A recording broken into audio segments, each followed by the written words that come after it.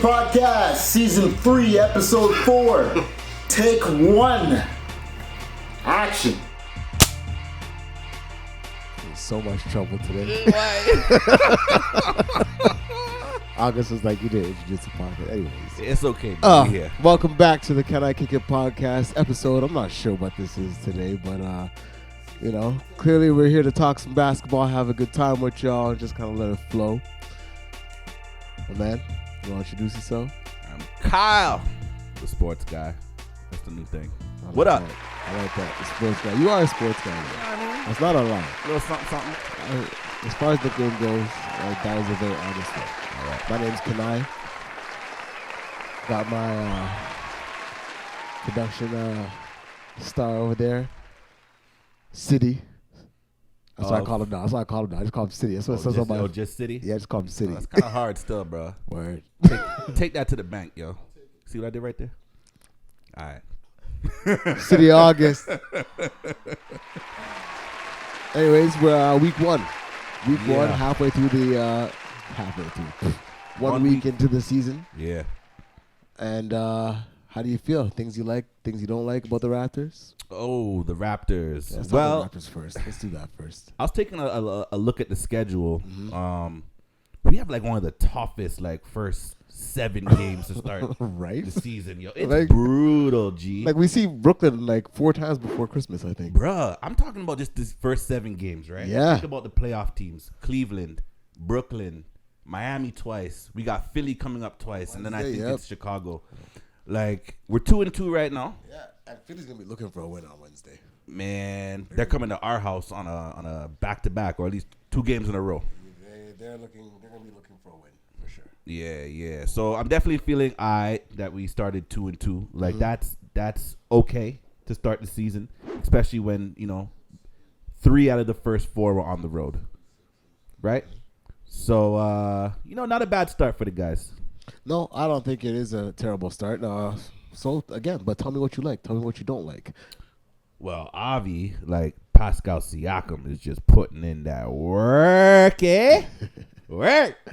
Absolutely. Love it, man. He got triple-double this week. The man's averaging damn near close to a triple-double. Just at high levels, I think he's just shown how much he's developed over the offseason. I seen this guy hit a shot the other day against Miami. I thought this guy was like MJ or Kobe, that little something in the corner, the fadeaway at the end of the game. Yeah, boy. Mm-hmm. Yeah, that was hard, man. That was hard. So I'm definitely loving what I'm seeing out of Pascal right now, for sure. What are you thinking? Quickly, right? And do you think that was the most clutch shot of the game?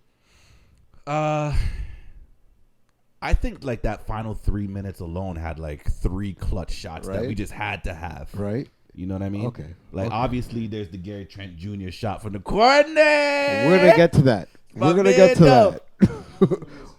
to that. That was hard, yo. That was hard. But what do you not like? What I was talking about from last week. I still think Pascal and Fred are playing way too many minutes. Way too many minutes. And the season just started. You know what I'm saying? Pascal played 34 minutes in game 1 and fouled out. And then the other 2 games, he played 38 and 39 or something like that. Playing the whole game. Yo, I mentioned that I wanted to see the bench play. Yeah. And we're seeing the bench play. But really, what I really want to see is Fred and Pascal be able to get some rest off the bench, from the bench. So do you think that there's somebody on the bench that needs to step up? Do you think there's who do you see coming off that bench to fulfill those roles? Well, I think it's a lot easier, and it's not really a skill thing. It's really just who we have from a skill set point of view. I think it's a lot easier to find minutes for Pascal just because we have a lot of bodies that are 6'8", 6'9", 6'10", that can all come in and put in some minutes. But what I was saying from last week was that we're missing that guard. We're missing that guard that's going to give Fred the opportunity to sit on the bench a little bit. You know what I mean? Yep. And I did like the minutes that Malachi gave us over the last few games. He came in and hit some big shots, played a little bit of defense. But Nick Nurse just took him right out the game. Man, didn't even get a chance to really play. You know what I'm saying? I'm going on Nikki again. I'm sorry, Nick. You're messing up, my youth. I'm just saying, yo, it would be nice to get those two guys some rest. You know what I mean? Okay. Already. You know what I'm saying? But there's a couple of things that are going on with the games, right? Like Scotty is injured in one of those games, so he needs to play more. Delano Banton, like that guard spot's tough, right? Because, he really is leading that group. So, I agree. I don't like the minutes so much. You know what I mean? I don't like the minutes at all. But I think there's some reasons behind it, right? Well, clearly. Right? I see Pascal going in and out of the game when Scotty's present. But I don't see it as much with those other two games where you couldn't have him. So, I mean, we have enough bodies, man. I really don't think there's an excuse.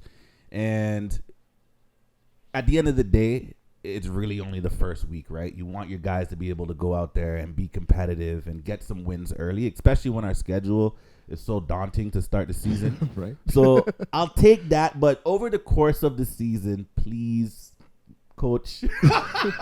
Keep the minutes, though. Yo, we need our man for the playoffs to be healthy. Please, guy. No, I feel you. Okay, well. What do you got? What do you got for me, man? What I don't like, and this is not a popular opinion, I guess, from me talking to my production manager today. He didn't like it at all. I don't like, I think the Raptors right now look better when Scotty's not on the floor. Oh. Yeah. And I don't think I think it's because it's not Scotty's a bad player. I think it's just part of the growing pains where we're trying to figure out how he's going to be more ball dominant. Mm-hmm. And with him trying to be more ball dominant, it takes shots away from Fred. It takes the ball out of Fred's hand because they're using Scotty as like this point forward. Mm-hmm. So I had a spliff and everybody's on my case. Who's everybody?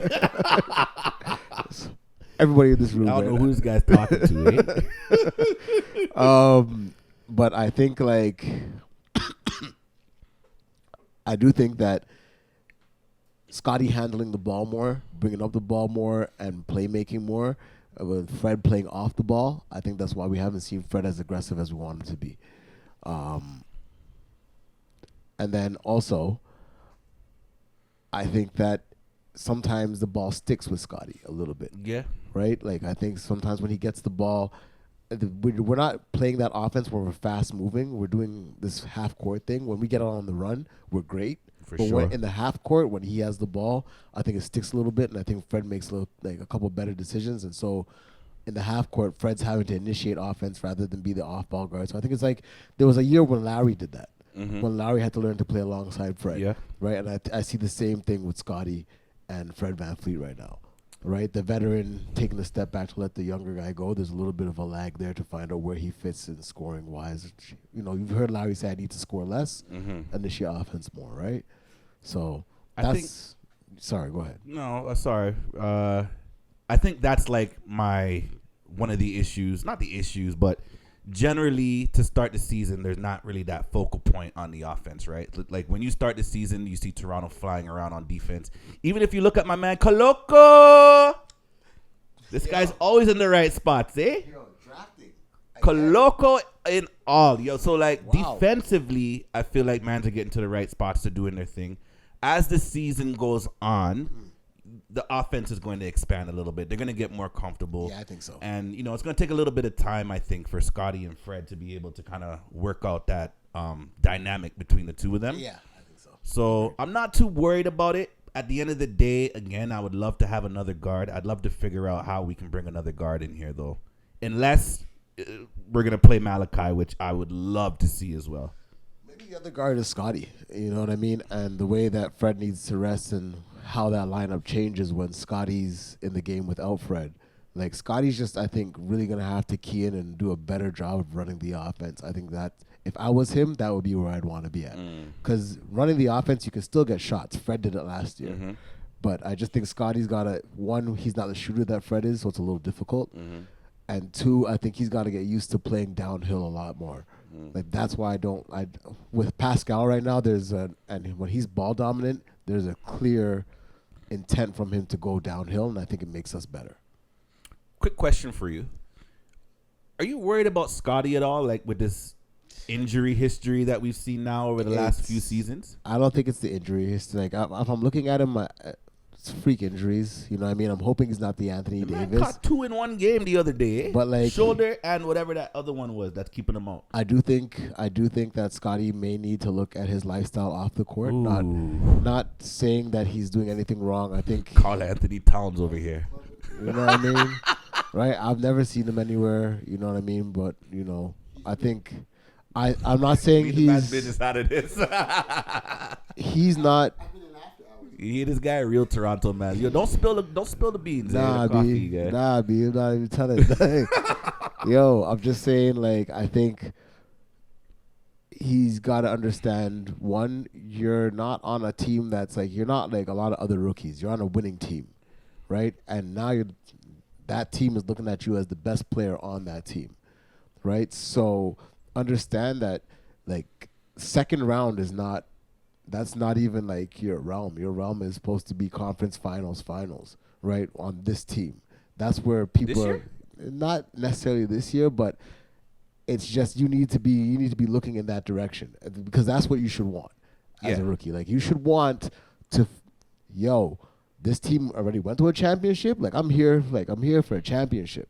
Like, you know what I mean? Like, you're on, as much as it's not on Lakers ground or like Chicago or any of these dynasties, you're still on championship ground. That's the expectation of this organization. So when carrying yourself or conducting yourself anywhere in here, like, everybody loves Scotty. He's got a lot of joyfulness, and he's, but that joyfulness, you need to nip that a little bit and understand that now you're playing with the dogs, because you with the sharks, you're not with the fishes, you're not in no pond, nobody's waiting for you to get better. Like, your time is now every time you step on that court. So that's what I think. Sometimes it takes a couple seasons for young guys to realize that, hey, this ain't, like, you may have had a little bit of success, but now there's tape on you, right? So people are going to be knowing some of your tendencies and these other things. And, you may not find the same success in season 2 that you found in season 1. Hopefully that's not the case with Scotty Barnes, but, I think he has a long career ahead of him, and hopefully he figures it out sooner rather than later. If you get injured a lot, right? Like, we hear this now when we're 40, right? I wish I had like this stuff in my ear when I was 20. But you hear this now, you hear drinking, all that stuff. Like, you hear how Shaq doesn't drink in certain places, how all these players, the greats, they don't drink. Like, again, I don't think the goal is for him to be mediocre at all. He's not a Draymond Green type. You're talking about him alongside Giannis. So you need to be with the greats. You need to be mimicking the greats the whole time. That's the best thing that he can do right now, if I ask. And especially if you feel like you're getting hurt a lot, then, the best thing you can do is take care of your body to the best of your ability right now. You know what I'm saying? Okay. That's What about one of our other younger players, yo? Koloko. I just want to keep saying his name like that, yo. Can you believe Caleb Martin? Was it Caleb Martin? Because he has a twin in the league too, right? Yeah, he does. So, was it Caleb that tried to flex up on him? He did. What that guy? Yo, I didn't really understand, but he went at the wrong rookie. Guy. Like, not today, eh? Right? And that's coming from a second round pick. Like, you like, what? Mm-hmm. Like, yeah, I like that. The boy looks focused. He had the 2 biggest plays of the game, if you ask me. Like, plays of the game. The last 2 Miami games. Games. Okay. 1, you didn't get punked. You didn't sit down and take that shit. And then 2, you know what I mean? Now you get stripped on one end, and then you run down to the other end, and you paste it off the glass. Cool, man. And I think you have more than one block that game. I think they're giving him the rookie treatment. They're not really counting his blocks. He's changing shots. He's blocking shots. His timing is good. He's coming on to help defense. And you asked for a 7-footer. Yeah, I did. And I'm super impressed with him. Not even just in the last 2 games, but he's played in all 4 Raptor games so far to start the season. I didn't think that he would be getting this types of minutes right now. But it always seems like he's in the right spots defensively, right? And a lot of the things that he's doing right now aren't showing up on the stat sheet, but he looks like he's already had a year of ball under him in the NBA. And that might be, jumping off the ledge a little bit because it's just been 4 games. But I'm super impressed of what I'm seeing from him right now. Like, whatever they're feeding these guys out in Cameroon, I'll take another one, eh? Like, real talk, let's go get the next man out from there, Victor Wembanyama. Is he from Cameroon? No, he's French, right? He's French or not? Yeah, we're not getting Victor, maybe. Yeah. So, yes, no Victor Wembanyama is maybe not full African, but I'm pretty sure he's like. All right, Barry, bring it up a notch. Might be like, sorry. I'm just catching a beer heat from production today. I'm pretty sure he's part African. Pretty sure it's Nigerian, whichever. Okay. But to that point, him being French, to another French-speaking national on our team. Yeah. I'm thoroughly impressed. I'm thoroughly impressed with Pascal. Thoroughly. As you should. Yeah, man. Like, there was talk last year of this guy, wanting to get rid of this guy for Ben Simmons, for anybody actually. Like that was some wild shit to me. Like, how? Yeah, how? They're 36, 10, and 8 later. How? All right, and they said he wasn't worth the money, but you're averaging damn near a triple double through the 4 games. 8 rebounds and like 9 assists or 9 rebounds or 8 rebounds, 7 assists, something about there. Like, and clutch. I see some dog. in the he boy got right it for now. sure. Yeah, I see some dog in him, and that. It's not to me. It's not even just about the stats though, bro. Like, you see, like the decision making that this man is making. You know what I'm saying? Like you mentioned it. I don't know if it was in pre-production or during this episode. Like, Pascal's getting triple teamed and making the right play out of the triple team that's leading to buckets. Exactly. Right? Like, you couldn't send Jimmy Butler alone? You had to send everybody? Well, they're trying to get the ball out of his hands, especially what they did to him in the first game.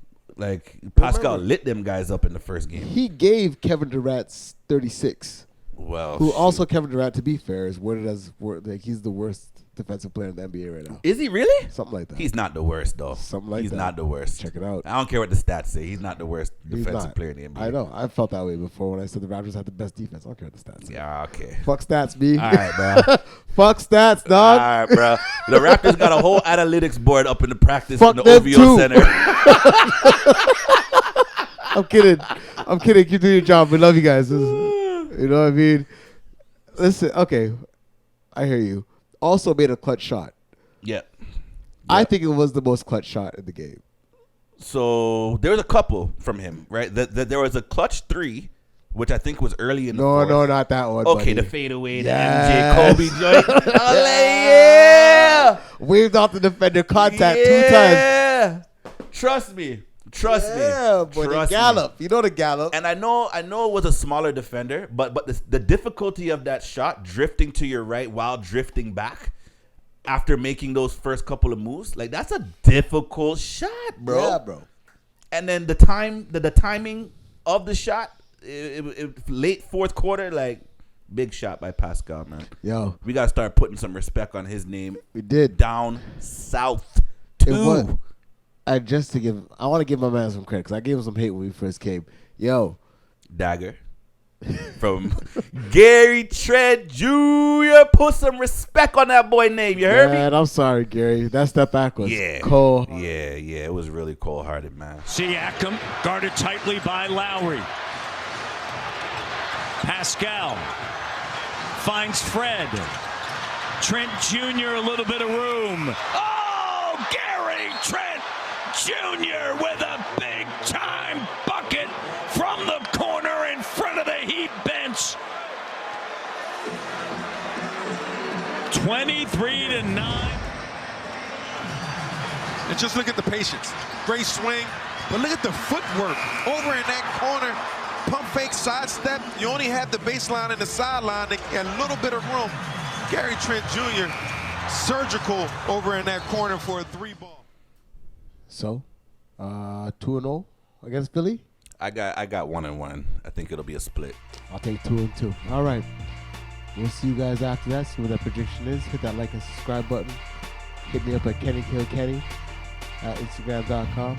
Can I Kick It Pod? Subscribe to that. City of August, subscribe to that. College Sports Guy, subscribe to that. And we out. Peace. Peace.